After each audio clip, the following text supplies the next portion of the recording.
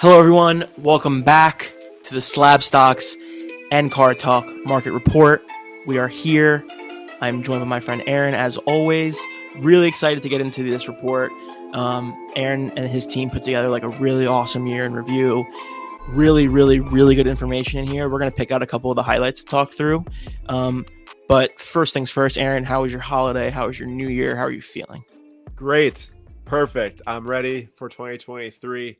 Obviously, lots went on with cards in 2022, but I'm super excited for the new year because I think that there's a lot of people still loving the hobby, interested in it, as we can tell through all the different social discussion. And I'm happy to be back here for another episode on Card Talk for this time of the year in review. And yeah, this did take a long time. There's a lot of writing, so we will not be touching on every single thing in this report. As always, 137pm.com is where you can go read it, sit with it, understand it. We'll be talking about the highlights. And Lou, your Jets, man, they're done. Well, done, right, for sure now? Yes, officially done. There was a half a second there where we thought there was going to be an 8th seed, but no, we are done. I am happy that the season is coming to an end. I was far too committed to this team, and they turned out to be not as good as I thought they were, and that hurts. But we'll be back next year, back to being bad again next year, probably. But back. Joe Flacco will bring your season to a close. Yeah, but the Packers are alive, huh? Somehow, some way, man. We got one game winning in, playing at home against the Lions. If we don't win that game, man, that'd be sad. But last week was great too, though. Like shutting down Justin Jefferson was amazing, and the team, like the stadium, looked awesome. Oh yeah, no, it looked like a great time. I was not there, but I watched. It's fun. Okay, let's get scrolling through here, Luke. So first thing at the top of the report, once you get to the first takes, there's like 6 different takes here. You got all the different sports, but the first one we have here, scrolling down, is the sports card industry. So this is just everything about the industry, everything from Fanatics, stepping into the stage bigger, some different quality control issues that we'll talk about really quick. But before jumping into that, Lou, I just want to get your feeling going to 2023, how you feel about Fanatics' kind of like first year involved in cards and going forward. Do you have confidence? Of course, yeah. I mean, I definitely have confidence in Fanatics as a business, as we've discussed many times. They are a very large company. I think from the Fanatic standpoint and the industry standpoint, we can get into like the pricing and all of that's obviously like a big part of it. But from Fanatic side, I felt like this year was a lot of like bricklaying, and they were kind of just getting their stuff in order, and the tops purchase and then this and then that. So I think this year will finally be the year we start seeing the fruits of that. So it's more I'm anticipating what they're going to do. It's not a matter of do I think they're good or bad, because obviously they're good. They're pretty successful. No, I agree with you. It was about a year now, actually, to like 2 days ago, I think, when they did purchase. Really? That's crazy. Like a year and 2 days ago. We saw some of their innovations this year between the MVP buyback program we talked about last time, but also the direct selling to consumers with the Zero Cool releases. That's not obviously like Topps' branding on it, but I wouldn't be surprised if we get some of those releases coming in sports cards in 2023 or sometime in the future, where the consumers are setting the prices on the products based on what they want to pay. I think it's an interesting concept, and I, kind of hope to see it done a little bit more, especially in the high-end world. Give people the ability to know more about the product. That was my favorite part about it. You get to understand how many boxes, you get to understand how many different parallels, how you hit them, all that different stuff. I thought it was pretty cool innovation for sure. Big time. Yeah, I completely agree. And there was we'll get to it in the baseball section, but something that I was really happy about this year was there was a lot more bigger hits in different types of products. Like I think I feel like every day now I see a huge hit coming out of a retail product, a big huge hit, like a real-time huge hit. So I mean, you saw today's, right? We'll talk about the baseball. Yeah, it was like Julio Rodriguez or something, I think. Right? Yeah. Nuts. All right, we'll get to that in baseball, but the thing that we can't ignore, though, in 2022 was some misses. There we got hits and misses in each of these different categories, and for the industry, I'd say one of the misses in our eyes was the quality issues. And I understand, a lot of product was getting created, a lot of product going out the door. There's a lot of things to set up coming out of COVID with different supply chain issues. The release calendar is packed way more together, so more mistakes have been happening. We had the dual auto thing with Austin Meadows and Randy Rosareno would have had the exact same handwriting, and then plenty of other ones. But in my mind, what we need to see better going forward is really when it comes down, obviously, to some of those autograph issues, but like the condition of the cards, Lou. Like, I don't want to see in 2023 and going forward, people are opening, $1,000 boxes of Prism where a corner is missing on Jamar Chase gold, or there's just straight lines to the back, like really bad damage to the back, like Trey Lance autos. we're talking about some of the best cards in the product, and they're just damaged out of the pack. When people are dropping $1,000 for it, that just really hurts consumer confidence really quickly. Yeah, and again, like we've talked about this a couple times, but like there's obviously been a ton of issues across the world from a supply chain standpoint. So I can understand that part. Like I understand delays. They're annoying, but I get it. I understand that there's going to be cards that are messed up. What bothers me is they should, knowing that, like everyone knows that, they should be taking extra care of the cards that are going out the door and knowing what's coming out, right? Like, again, I understand if a card comes out and it's not a 9 or a 10, Yeah. but a 4 is crazy. Like that's a visible thing you can see from the second you look at the card. So I don't know how that card even makes it out the door is my real concern. Sometimes they're high end ones, or sometimes it's just tons of the base cards have issues with them, which is another problem, as well. And if you scroll down a little bit here, it points out one of the points that we made was like card show prices stuck in 2021. Now this does not apply across the board, but I think a lot of people kind of saw this if they attended shows towards the end of the year or middle of the year. It's like, yeah, there are a good amount of dealers out there who were not willing to drop the prices on the cards as the market was showing that the prices have dropped in them. Do you think that like at this point now it's like, hey, if you're going to a show, you better adjust your prices, otherwise you're just not going to sell anything? Then why is it worth it, to spend all the money to go and not sell anything? Yeah, I'm looking forward to going to a show as soon as I possibly can because I want to see what that looks like. We were just talking to Jay before about how he made a sale at the show at the National for less than what the card was selling for at the time, but now you'd be happy to get the price that he got for that card, right? It's just a matter of playing ball. A lot of people weren't looking to play ball yet. They thought that they didn't realize the situation that we were in and what was coming down the road. So Yeah. I would imagine that most people are going to be more upfront about their pricing and more realistic about their pricing. And if they want to move cards, they'll have to price stuff accordingly. But there will always be people who are going to like hoard stuff and overprice because they just don't want to lose it. Definitely. I agree there. And to me, it's like if you're not going to a show and not trading or buying or selling, not what's the point of being there? Like, obviously, it's great to see friends and stuff like that. But as a dealer perspective, it's like, well, what's the point of setting up? You're not doing that stuff because you are too high priced, or you don't want to trade because all you want is cash, but you can't sell them anyways because they're priced too high. Like being active is the best possible thing in cards, and I think some people need to understand that. I think going forward, people will if they are trying to go to shows and set up. Yeah, and I think I made that mistake in the past too, where like I was too headstrong with prices and all that, but you just said it the way you just said it now made me think of it. It's like you're paying money to be at the show, you're paying money to get to the show, you're paying money for your table. Why wouldn't you be there to make money and or just make moves in general? Because even a trade leads to a sale. Exactly. Or a lower sale leads to you buying something at a lower value because someone's walking up to your booth because they need cash. Exactly. And then boom, you're buying a better card for cheaper. Like there's a million more ways that you can do it than just pricing your card at what it's worth or what you bought it for or something like that, hoping you can get the money back. Before moving on to the sports, I want to share something as well. Like I think 2022 really like strengthened the collecting community. Like there's obviously a lot that went wrong in terms of dollars and cents throughout the year for different things. The fact that there's so many people still here, I think is amazing. I think that there's a lot of people, watching this video, commenting and engaging in communities elsewhere on Facebook, on Twitter, on Instagram, wherever it might be. And like the fact that people are still interested, are still listening, are still talking, are still interacting is super important. Even myself, yeah, the dollars and cents being spent is less than like 2 years ago, but that's just how it's working right now with the market. Like the fact that people are still here, still showing up to the National, because a lot of people still care a lot, which is really important. I'm really happy about that too. Yeah, I definitely agree with you. Something I struggle with is it's kind of hard for me to tell from time to time how active things are because I try to like stay out of the fray in terms of like because there's still that negativity day to day, people who are just like want to complain about stuff. So that makes me want to step away from it. So I don't really know. It's hard for me to tell how active the community is on a day-to-day basis, but then I check in on your posts, and I see other posts as well. And it's just like, oh, there's still plenty of people here who want to engage and want to spend their time talking about sports cards, which is great. Yeah, I mean, good posts from us, can get over 100 people talking back and forth between each other, which is awesome. Like, and that's just in one single post on one given day at one given time. Like, it's good to see, that people are still interested in my eyes. And I think another thing we'll see here before talking about sports is box prices in 2023. I think that we've already seen towards the end of 2022, and maybe some people only pay attention to new releases and when they happen at their card shop. But like to me, looking at releases that happened earlier in 2022, the prices that those products were coming out at, those products are like something like 50% less price now than what they were at the start of 2022. So I do see box prices already trending down.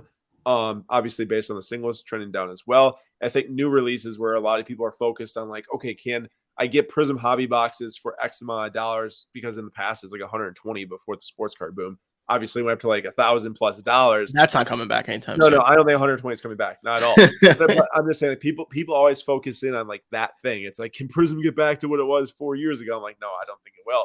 But just in general, wax is definitely more accessible now than it was a year ago. There's no question. Like no question. It's less price and there's more of it available too. So, but I think that helps, right? Like when more cards are in more people's hands and in different hands, I think that helps a lot, because something we haven't really gotten into is kind of stuff was very concentrated for a while, and it seems like now we're spreading the wealth a little bit, which is great, and I'm excited about that. Yeah, no doubt it matters. I would rather, at least from my perspective, I'm sure Fanatics' perspective and stuff, it's like we'd rather have 10 million people touching a card pack every 6 months, than just the same 50 people opening the packs, like every single week, right? Like it's spread the love, spread the wealth, and get more people involved and get more people talking about cards. We want to make sports cards accessible to everyone here at SlabStox, and I think that's where we're going towards even more so, which is great.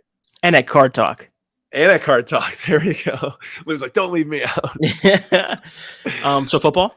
Yeah, absolutely. Football. So we the nice thing about football talking about today is we haven't touched on football a whole lot over the last few reports, but now the regular season is pretty much wrapped up. So we had a pretty big football recap to start the market report off. Of course, the two big names I think from this season, Lou, if you have another name to throw out, feel free to. But like Jalen Hurts, obviously in the MVP conversation.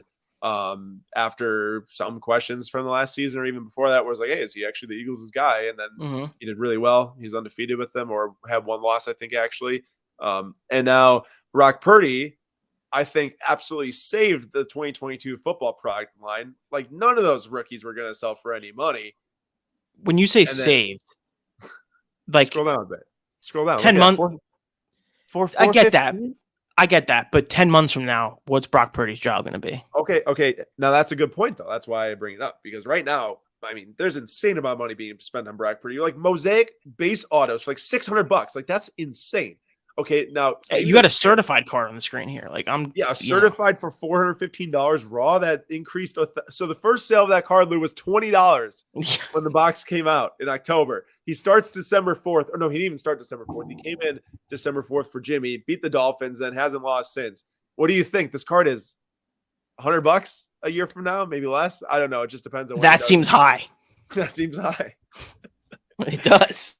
I mean, I don't know, because I mean, we can all make predictions. The Niners win the Super Bowl, the Niners lose. Who knows what happens? But Trey Lance is a starter next year. Yeah, Trey Lance starts next year. Like, you don't think they trade Trey Lance, the former 3rd overall pick or whatever he was, 3rd or 4th, for Brock Purdy to be the starter going forward? I don't think so. No. I know. I'm just messing. But yeah, so like I think we can pretty much say those were the two biggest hits this year. Trevor Lawrence also threw his name in that category, but yeah, someone I wish I would have asked you to look up is Daniel Jones. Oh, Daniel Jones cards definitely increased in value. 100%. We report on them, and they have increased in value. And he's gotten better down the stretch, which is, I think people were expecting it to go the other direction. He dropped like 50 points for me last week in fantasy or something like that. Yeah, he's been amazing all year long.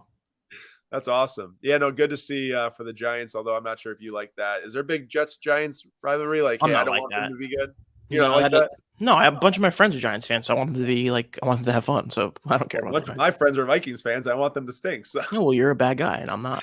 Well, it's a Packers-Vikings rivalry. I know, I'm joking. Well, it's a little different when it's in division and all that stuff. Like Jets-Giants, ultimately, we play each other once every 8 years in a meaningful game.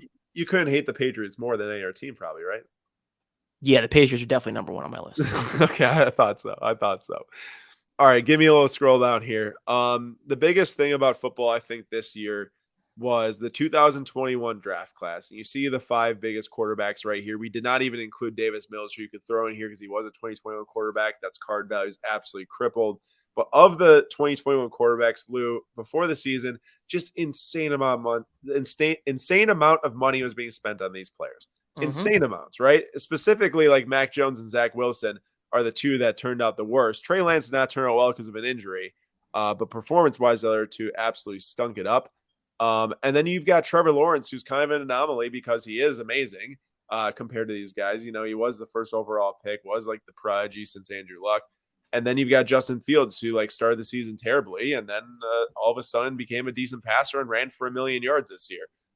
So in general, like, what do you think that this draft class did for the following years to come? Because as we just have to be blunt, like a ton of money was lost on most of these guys. Yeah, but nothing will change if I had to guess. You know, like if you know, when the Bryce Young and the Will Levis, who people don't even like, but Will Levis will go in the top. People don't like that guy, but he'll go in the top 20, and he'll go to a team that has a couple weapons, and he'll look good for a little bit, and then everyone will be right back on the CJ Stroud. People are going to lose their minds over CJ Stroud. Yeah, and I'll never fall for that again. I'll say that for myself. I won't do that. I was trying to talk myself out of Zach Wilson cards from the beginning, and I still fell for it.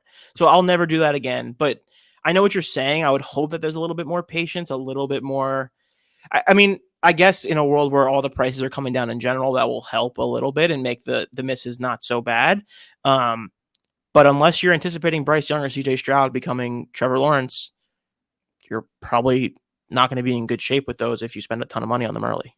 Yep. And since the start of September, which is not the first sale of these cards, I did not want to take the first sale of the PSA 10 because, of course, the first PSA 10 sale always sells for ridiculous amounts of money above the rest of the sales, which, let it be known, never buy the first graded copy of a non-rare. Never, ever, ever do that. Never do it. Never do it.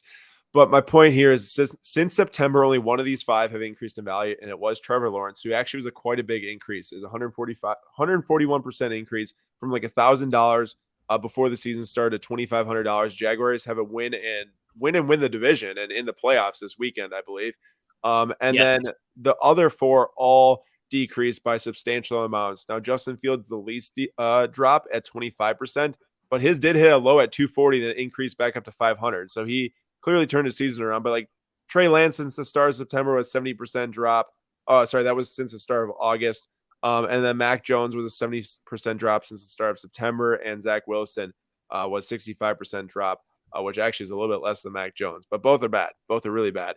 And the biggest note on these, actually, which is crazy, and Lou, maybe this is another just topic in general, that Trevor Lawrence is a pop 35 when all the other cards are over 100 and 352 for Mac Jones. It's the only one that's under 50. How is that possible? So either the straight up production of the card was worse. Every single Trevor Lawrence printed was way worse than all the other ones. Or there's something weird going on with the grading of the cards. What about, so the way I've always compared this, because I think Lamar was the one in 2018 that was like this. The way to do it was, I like to look at the entire PSA population, because if there's a bunch of 8s, that means there's a problem. Yes. You know, so I should have made it clear. It's also by far the lowest gem percent. It's like 7% gem rate. So there are a lot. That must be what it is. That must be what it is then. There must have been a serious production issue with those. It's an 8%, which is crazy gem rate. Now, for everyone listening, like there's probably a lot of like diehard football collectors listening. First of all, I don't collect football really at all. So if you do, shout out to you guys. Yeah, if you do know the reason why the Trevor Lawrence is like way lower PSA 10, 35 pop, drop them in the comments. Tell us like, hey, the centering's way off, or there's clearly scratches on the back of every single card. We've seen different cards in the past like this. The Mahomes had the print defect on his Prism Silver Rookie PSA 10, or just Prism Silver Rookie. So it's just crazy though how big of an outlier that really is. Lou, going to next season, how many of these guys do you think factor like meaningfully into the market? Like where people are like actively trying to buy these guys because they think that they can do something. Like Kyler Murray, people are going crazy for the last 2 seasons. That has not worked out to this day. Yeah, I think you'll get a ton of action on this guy. A ton of action on this. I think he will be the big, like the Justin most Fields? purchased. I think Fields will be the most purchased heading into next year, if I had to guess. And then I think there'll be a strong contingent of people still buying Trey Lance, just because San Francisco's an elite team. People still like his tools, all that stuff. But Mac and Zach and Davis Mills, it's over. It's over. The thing about Trey Lance is that his card, that PSA 10 Silvers, actually stayed extremely flat in sales, like around $400 ever since he was injured. Like you would normally. How many sales have there been? Have there been a decent amount of sales? There's been quite a bit of sales. But normally like you would expect, okay, this card's going to drop further because he's been injured, he's not playing. I think what you're saying, Lou, is kind of right. Like since the end of September, it's been $400 with at least 15 to 20 sales. So like I do think people are kind of hedging on that. Like 49ers are going to be really good next year. Trey Lance will factor in and still willing to buy it at like that pretty big decrease from before the season. Mm-hmm. Yeah, I got a lot of questions about Trey Lance as a player, so I don't know. But for me, I would say the only two guys I'd be interested in purchasing is Lawrence and Fields. Would you agree with Gotcha. that? I mean, I agree from like a safety standpoint for sure. Like clearly both are kind of their franchise QBs at this point. And Yeah, I think you're looking to Trevor Lawrence to make the kind of jump that people were hoping Herbert would have this year, which didn't really come. And then I think for Fields, you're looking for him to make a jump, the kind of jump that Lawrence made this year.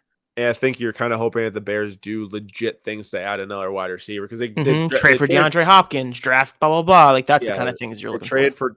Chase Claypool. So I wouldn't be surprised if they use their pick, next year to get a receiver like a lot of teams have been doing and getting them on a cheap deal, obviously, with the draft. I just said DeAndre Hopkins. A funny thing to look at and maybe track would be wide receivers or running backs or impact players you think might move this offseason. And I think you're probably looking at an opportunity for when DeAndre Hopkins gets traded to the Bears, DeAndre Hopkins is going to go up.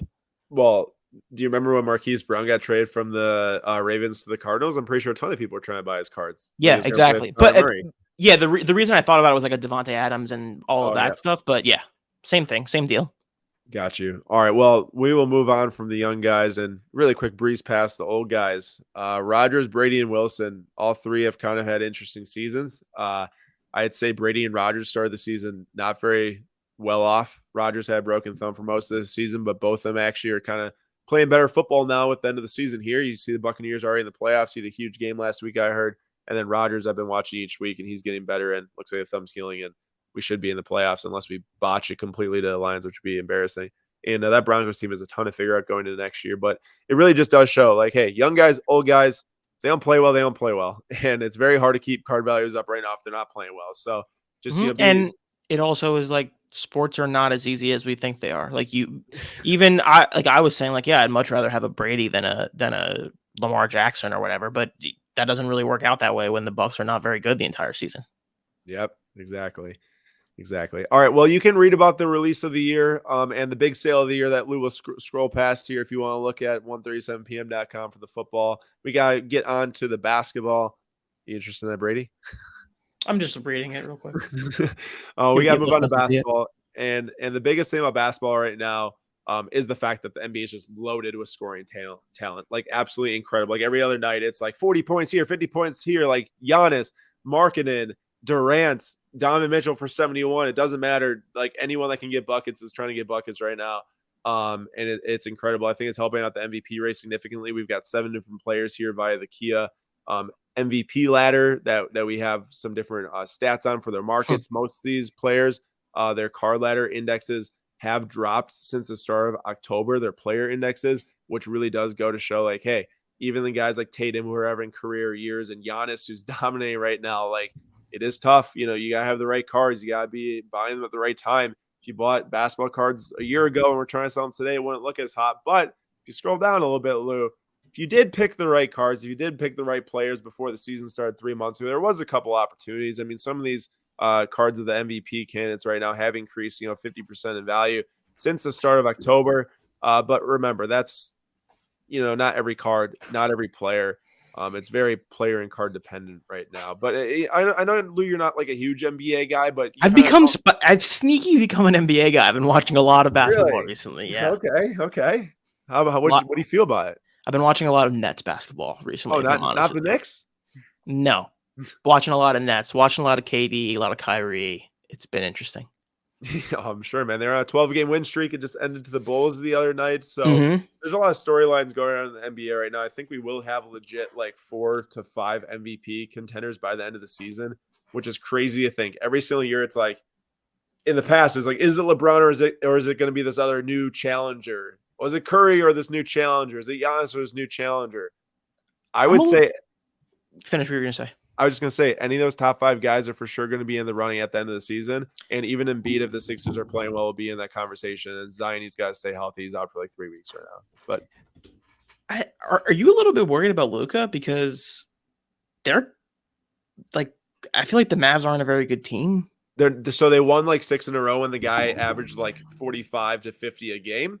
When he's not, though, that they can very easily lose if he's averaging like 30 or under, and even 30 is a great number Yeah, to which is average. crazy. Yes, exactly. They're super susceptible to lose. They also have a few injuries right now, but their roster's terrible. It's probably one of the worst rosters if you take Luka off that team in the NBA. So yeah, I mean, I'm worried about him from a perspective of like, let's say this guy signs a supermax deal. Well, what are the Mavericks going to do to improve their team? They got to do something. Otherwise, he's just going to be like, chilling there, not winning a finals, not making the finals.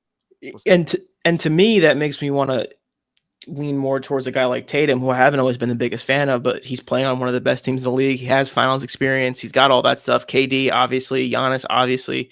Got someone like a Luka, who Jokic, obviously, is like the best player in the league. But a guy like Luka, who we've always been so excited about, and Trey, too. Trey was a guy everyone was really excited about Trey up until so bad right now. Yeah, but coming into this season, people were like, Trey Young's still the guy.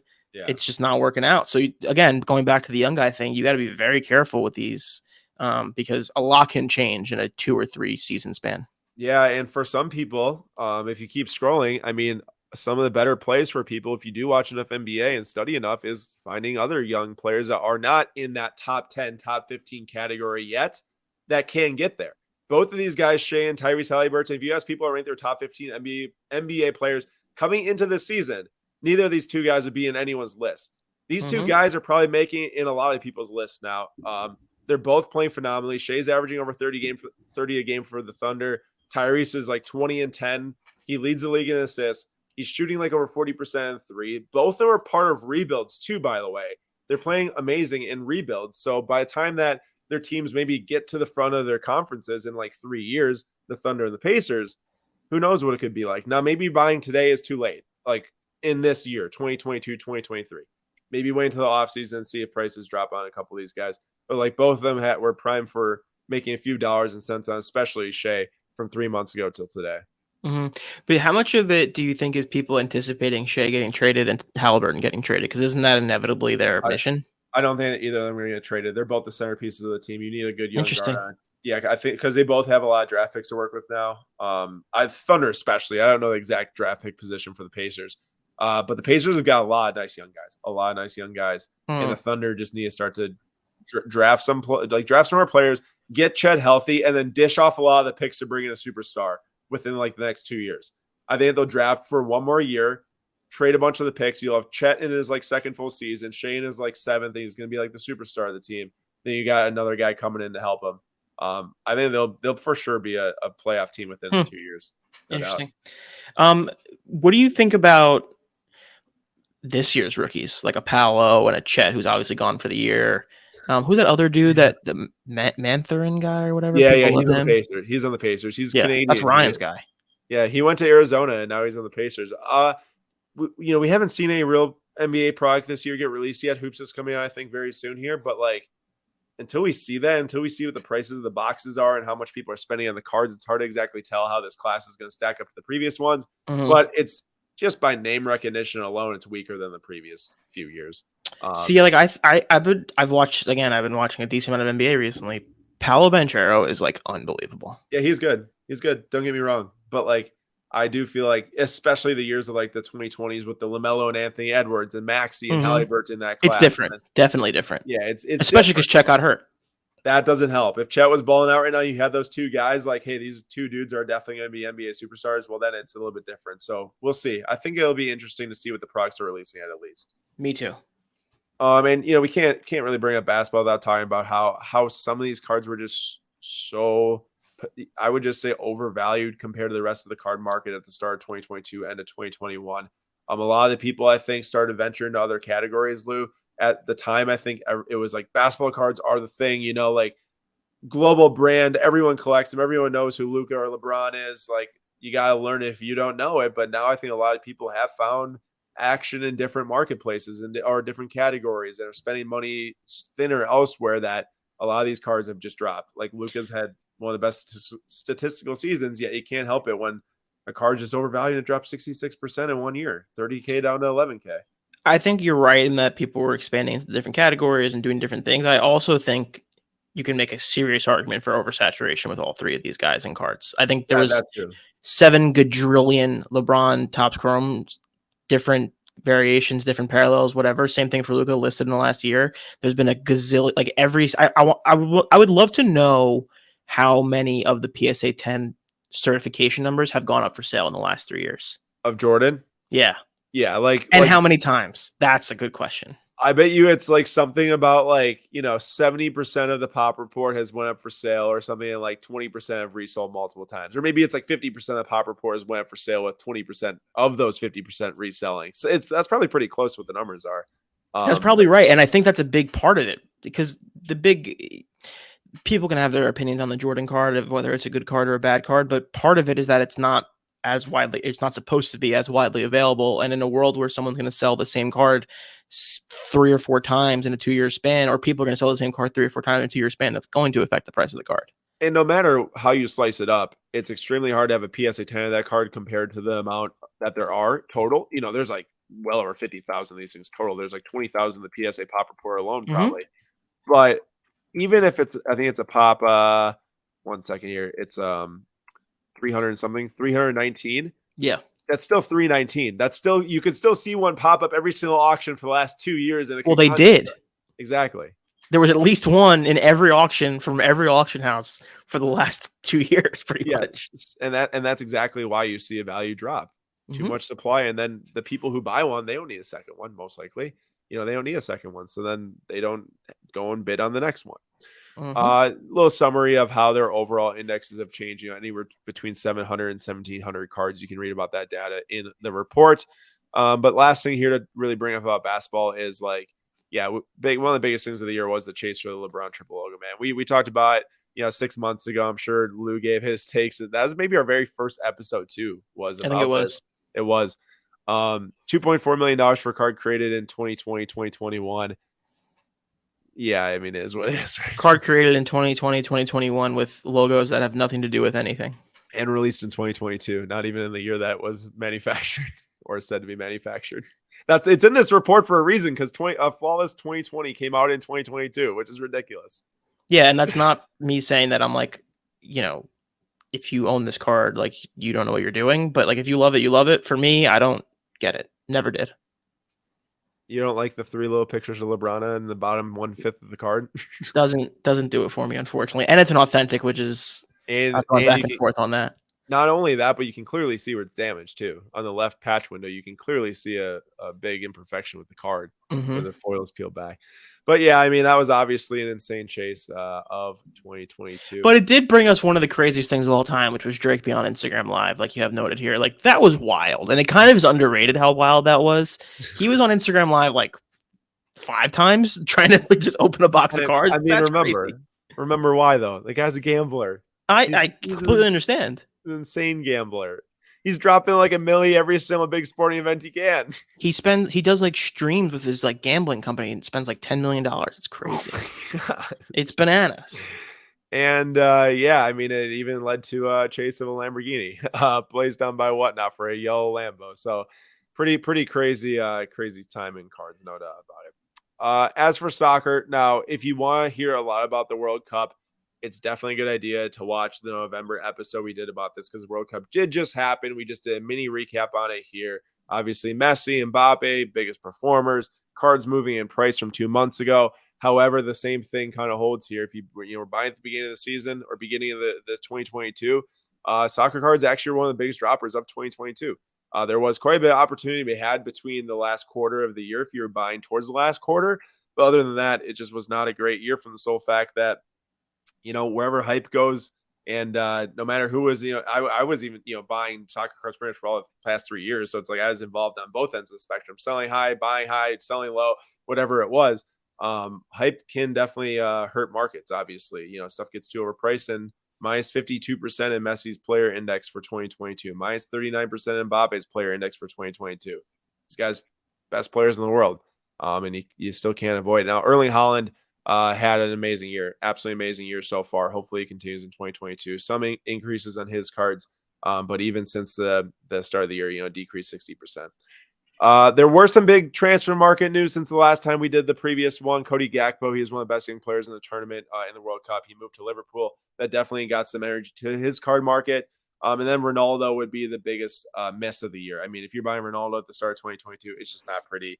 Dude, what is up with that guy, man? Man, it's not looking good. If you scroll down it a little is bit, just down bad.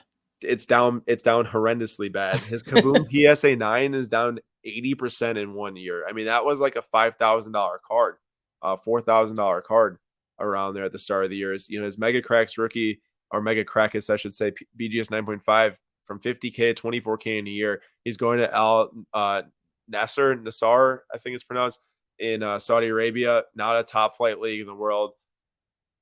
Yeah, I don't know. It's interesting. It's interesting to say the least. It's wild, man. It's crazy seeing a guy like that fall off so fast because it's hard to rebound from something like this. He's not a young guy. He's not gonna have. I don't think he's not gonna have some kind of big one last run here. It's tough. I find it hard to believe that he would be moving to a better team years to come. His skills have already diminished a lot in the last year and a half alone. Now he's getting paid around $200 million per year to play until June 2025. I mean, it's the biggest salary of all time for any sport. Biggest salary. Didn't Man U basically kick him out? They kicked him out. He went and did an interview with Piers Morgan, and he was basically just trashing on the club, dumping on the club, and then they just canceled. They terminated his contract once the World Cup ends. A lot of people said that he did it on purpose to try and land on a new team that would actually play him because he's upset because he wasn't playing. Because they're better when he wasn't playing. What? He's gonna play now. Yeah, he's gonna play now in Saudi Arabia. And he had some interviews where he was saying they want to progress football on that side of the world. And a lot of people on Twitter are just sending like Pinocchio emojis. He's like, because right before the World Cup, he said in the Piers Morgan interview, or Piers Morgan's like, you never go play in Saudi Arabia, just collect the king's ransom, right? He's like, exactly. And now 2 months later, that's true. That's really what he said. Yeah, literally, he said that. He's like, you wouldn't go play in Saudi Arabia League. Yikes, man. And then he literally sits there and says exactly. And now 2 months later, he's signing the contract because they threw $200 million at him. Yeah, well, I thought the whole story was that Saudi Arabia is trying to get the World Cup. So they are in 2023. Or sorry, not 2023. 2030. They are trying to get in 2030. Argentina is also trying to get in 2030. So we'll see. We will see. I know, interesting stuff. Now, if you give me a little scrollage here, so the release of the year, I'm not going to talk through all that, but 2022 Prism World Cup, it's every 4 years it releases. There were some huge pulls from the set. We got some images down a little bit further. The Messi Black 1 of 1 was one of the biggest pulls of the year for sure. Is pulled by Carter's Cards on Instagram. The Mbappé Gold Power 1 of 1, those were Blaster exclusives, was pulled by Gem Nance, which is a great name, by the way. Like Jim Nance, but Gem Nance, like it's a great name. His profile. Oh, that's a really good bit. I like that. His profile picture is like the Allen Ginter Jim Nance card, and that's called Gem Nance. Awesome. That's a good job. That's a good job. And then the Mbappe Black 1 of 1 was pulled by Raid Rips, and all three of those cards were just massive pulls, and it really got a lot of people excited about soccer cards who maybe didn't interact with soccer cards prior. When you have a Prism release every 4 years, it gets people going, to say the least. And then we've got the Pele. That was the biggest sale of 2022 for soccer cards. This is the Alifa Bolagay right here. This is a PSN rookie. It sold for $1.33 million. Pronounce that again. Alifa Bolagay. So this was this card was produced for the World Cup in Sweden when he was a rookie, 17 years old, won the World Cup that year.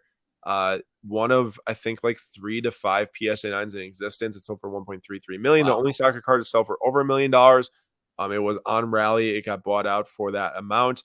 And of course, R.I.P. Pele died about a week or so ago. 82 years old, passed away fighting cancer. And he's just an absolute legend, icon, brought soccer to people who've never seen soccer before, brought Brazil to people who've never heard about Brazil before. Did most of the stuff you see players do today before they've ever even, obviously thought to do it, because he's a trailblazer. He's the guy he's the guy that brought the game to a lot of people. So RIP for sure. Yeah, I mean, Pele was obviously, like, I would say he's on the Mount Rushmore of athletes ever. Yeah. I mean, he's the king of soccer, right? Like, I mean, Messi, more statistics, unless. But different. It's different. Like the old school 60s, all that stuff is different. Yeah, and the biggest thing that people, prior to his death and stuff, when people would debate Messi and Pele and Ronaldo, is that Pele never played in Europe. He never played in European club soccer. He played in Brazil only, which was obviously his home nation. So I don't, blame a guy for playing in his home nation at all. But the record books, a lot of it's like reported goals, not like they weren't really keeping records for a lot of the start. I kind of like that even more, A actually. lot of people are like, it's rumored he scored 1,200 goals in Brazil in his club career, right? And like that's more than Messi and Ronaldo by Yeah, far. that sounds But outrageous. Yeah. yeah, so that's a thing. But only player ever won 3 World Cups. That's indisputable. You cannot dispute that. And he is a legend. He brought the game to so many. So love that. I mean, that card's crazy. I'll never own something like that, but it's insane. I would like to just see that. That'd be cool. Yeah. Yeah. No, Shout out to the Cosmos, Jay. very cool. Okay, baseball. Baseball is our last subject here. We're not going to talk about Aaron Judge and Albert Pujols because we talked about that over the summer. Lou doesn't need to talk about Aaron Judge anymore. But Lou, I want you to talk about your biggest baseball hit of the year because this is part Card Talk podcast. Talk to me about what your biggest baseball hit of the year was for you. Honestly, man, I didn't really buy that much baseball during the year. I mean, it was a pretty light year. Let's talk about your personal baseball sports fandom hit. My personal baseball sports fandom hit. What are you talking about? Bro, it's not like that the Astros won the World Series or anything this year. Oh, you just mean in general? I thought you meant like in cards. Yeah, No, yeah. no, I mean, no. obviously, the Astros winning the World Series was phenomenal. And shout out to everybody who gave me Jeremy Pena cards when Jeremy Pena was a nobody, and now he's like my favorite player. So, shout out to everybody who did that. Yeah, it was a great year for me. Obviously, another W year for me. What's to come in 2023? I saw Another World Series. They're like 6 in the power rankings or something for next year. It's fine. I think they were this last year too. You think the Mets are going to do it? The Mets? No. Spending so much money. Spending a ton. I mean, they're going to lose Correa, it sounds like, right? Yeah. It doesn't sound like he's going to be there. What about the Brewers? Bro, we were the only team to not spend $1 in free agency until like a week ago. We signed Wade Miley back. He used to pitch for us in the playoffs in 2018. I know, huge move. Okay, Wade Miley, shout out. That's like a 2013 shout out. $4 million a year. We absolutely fleeced the Braves, bro. We got William Contreras for basically no one. We fleeced them in the A's. Fleeced them. Yeah, we gave a Stewie Ruiz to the A's and got William Contreras. How's that work? I don't know. But so I'm excited from a baseball perspective. I can't stay in the ownership. We don't spend money. I'm not going to go to a game until they prove that the players are actually doing well. I don't know, man. Good for you, Aaron. Yeah, yeah, exactly. Take that, Anastasio. That'll tell him. I mean, that's what you should do when you're upset with your team. No, I'm serious. Yeah, the attendance is going to be so dang low, bro. They're not spending a single dime yet. He buys into Norwich City, an English championship soccer team. A ton of people are hacked about that. Well, that's what's happening with the Red Sox too. They just re-signed Devers, though, I heard. I know, but that's what all their fan base has been so angry with them for these last few years because they let Bogarts walk, they traded Mookie, all that stuff. Exactly. All right, give me a quick scroll here, Lou, just so we can know never to buy cards when they hit unsustainable peaks because of achievements that will soon be not forgotten about, but not talked about like 2 months later. It's pretty clear if you're watching on video here that the Aaron Judge refractored BGS 9.5 went up to $6,000 and it should have been sold immediately between like 4 and 6K probably. And now it's down to 2.5K or 3K again. All right, there we go.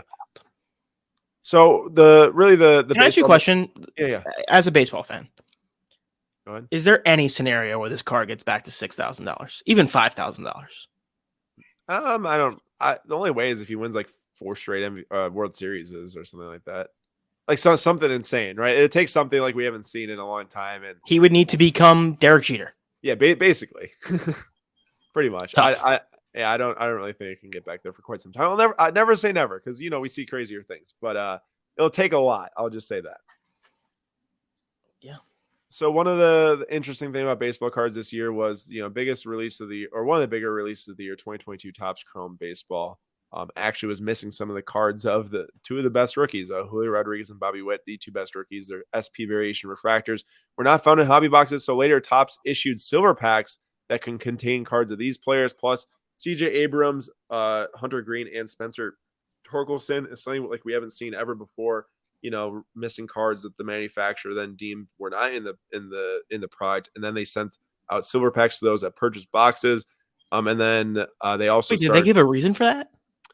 It was just a production error. I think the reason was that they couldn't get like something happened. I didn't even hear about this.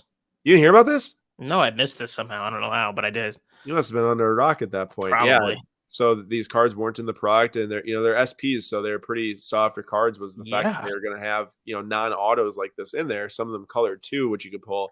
And then but what they did, Lou, is they offered silver packs, like which normally come in it, but they're special silver packs where you can pull these cards. Plus, there was like Harper first Bowman Chrome autos being pulled out of these packs, like from 2011. Judge first Bowman Chrome and Luis Robert first Bowman Chrome autographs getting pulled They did out. a good job making up for it then. So that wasn't like every pack, right? But like they went above and beyond to put additional content in there. So that's a good job. Yeah, exactly. Shout out Topps. Topps gets a lot of crap. That's a good job by Topps. They made a mistake. They fixed it. And that's what our guy SlabStox Nate wrote was what ended up a major snafu ended with a couple of brilliant card market campaigns from Topps. So, and that's what I like about the MVP buyback program too. It's, innovating in new ways we haven't seen yet. So, we don't got to spend time on this thing, but like, how can we not just say, $12.6 million, 2022, that it was the biggest sale of the year and the biggest sale actually for a card ever. That's the SGC 9.5 finest known example, as it says in the slab from that Rosenfine thing. 12.6 million though, insane number. That's the first card to break over $10 million. Kind of throws into like the fine art category. I was gonna ask you a question. You saw that at the National in person, right? I did. Yeah, I took pictures of it. I think that's the coolest thing I've ever seen in person. Yeah, just in general. Yeah, honestly, when I saw his card, so first of all, at the National, they had the PSA 10, right? PSA's booth, and then Heritage had the SGC 9.5. I was like, let me compare the two. So I went and took a picture, posted on Instagram, and there's like over 100 comments again. To me, like, it basically came off as like fine art. Like you go to like a museum, see something on the wall. That's how it was set up. Never felt that way about cards until that point. So I would have to agree with you. It was quite cool, to say the least. Pretty sick. And then it's sold for 12.6 million. So now here we are. Which is insane. That's so much money. I think this is crazy, these stats. So $5 million more than the next highest sports card sale of all time, and $7 million more than the next highest selling mantle of all time. Yeah. Of course, have there been other mantle sales since this time? No. I mean, there's been obviously lower grades, which have, I think, bumped up a bit. That's what I was curious about. Yeah. They've definitely been trending, or they were trending the right direction after that sale. No question about it. All right. Last thing here. We didn't, a report would basically be a dissertation if we wrote this like this for all the other sports. Other notable highlights from 2022, just have a couple different sales here you can read about, from hockey, F1, tennis, golf, UFC, wrestling, Pokemon, and non-sport. Of course, didn't want to neglect any of the categories that people like to collect. Just writing that much for that long would leave everyone falling asleep probably by the end of it. So there you go. What's your favorite card off of this list right here? Oh, man. I mean, I'd probably say Lewis Super. I mean, that card is just nasty. You think that's the favorite, huh? I mean, it's my favorite. You gonna tell me what my favorite is? No, I'm saying that's interesting. I'm surprised. I thought you would pick the Pokemon card. The Pokemon card? Yeah. Nah, I'm not crazy about the Illustrator. All right. You like it? What's your favorite? Probably Spider-Man. It's crazy. That's a crazy card. Spider-Man's such a banger. That's such a sick card. Yeah. Spider-Man or Hulk. I love that Hulk card. I love that Hulk set. It's like, that wrestling set, it's iconic for me. I'm not a big wrestling guy. Yeah, so you don't care about that stuff. Yeah, I literally couldn't care less about, or I couldn't care less about that. However you say that. And then just lastly, in a breeze pass, if people want to read about, how the different markets change in 2022, how the different categories change in 2022. If you scroll down a little bit, Lou, it's got like the hockey, baseball, football, basketball. Obviously, shout out hockey. Let's go. Let's go. Only one positive year to date. Also, just we're buzzing. Just over 1,000 sample size in the index, but it's green. And then of course, pre-war had a good year. You saw the Mantle's not pre-war, but like the Honus Wagner, some Babe Ruth cards pre-war, in the end ended up green. But other than that, no one's surprised. Red across the board.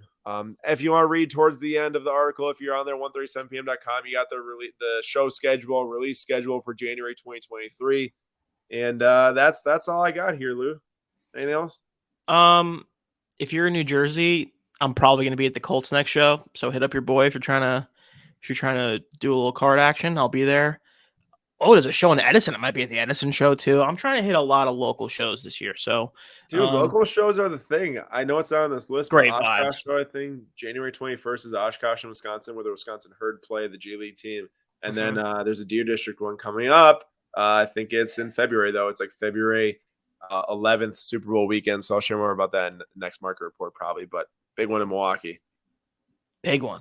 Big one. I'm gonna try to get to that Pig Barn show this year too. What's that? There's some show that Ryan tells me about in a pig barn. I think it's called the Xenia Show. Yeah, Jay said Xenia. It's literally in a barn, so I need to get to that. Oh, I can't do that. I can't stand barn smells. All right, you're too cool for a barn. My bad. Didn't know. I'm way too cool. No, I'm just joking. I just don't like it. Jay, you're muted. Oh, he's on mute. I don't usually come in on this wonderful, segment that you guys do, but I do think it's important to point out to Lou, I have family in Xenia. Do you? I just found out that my fiance Aislin's mother-in-law, grandmother. Okay. That's exciting. So then we need to get out there. Well, I got to take her out there for a little trip to Xenia and let's get it. To the pig barn. Yeah, but you can't bring the turtle, the cursed turtle. Can I ask where Xenia is? Ohio. Oh, I thought it's like East Coast. No, really threw me for a loop. Yeah, it's a Ryan thing. Well, yeah, I mean, you said Ryan, so I should have put it together. But yeah, it's okay. All right, so that's it. I'm warming up on Ohio, Jay. So it's been fun, Aaron. It's been great. I think we'll be back next month. We'll try to get into a couple new things, new sales, see how the beginning part of the year starts for us. Absolutely, man.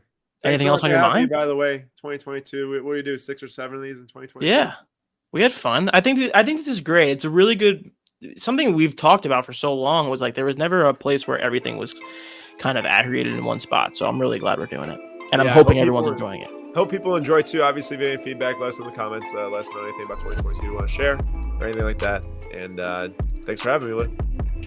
Thank you, Aaron. Thank you, everyone, for listening. If you made it this far, please please subscribe. Shout out Jay. Shout out Courtney. Shout out 1:37 p.m. Shout out SlabStox. We will see you next time. Peace and love.